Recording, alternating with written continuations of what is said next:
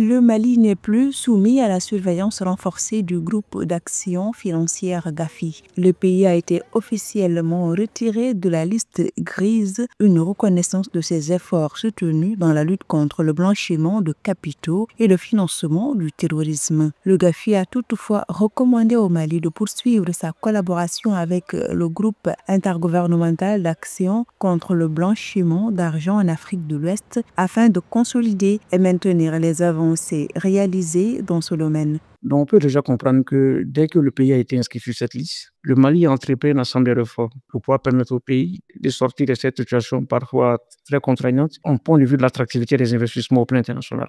Après 4 années de surveillance renforcée, le Gafi a salué les progrès significatifs du Mali dans la lutte contre le blanchiment de capitaux et le financement du terrorisme. Depuis 2021, le pays a déployé un vaste programme de réformes incluant 27 actions correctives, la rédaction de 10 rapports d'évaluation et l'accueil d'une mission d'inspection internationale à Bamako en avril 2025.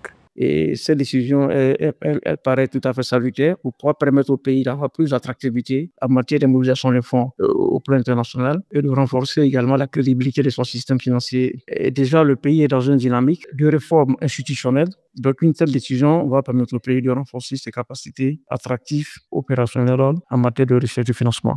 La sortie du Mali de la liste grise du Gafi pourrait relancer son attractivité économique. L'inscription sur cette liste avait contribué à freiner les flux d'investissements directs étrangers. En 2024, le pays a attiré 312 millions de dollars d'IDE contre 384 millions en 2020 selon le FMI. Les autorités maliennes misent désormais sur cette évolution pour restaurer la confiance des investisseurs et stimuler la reprise économique.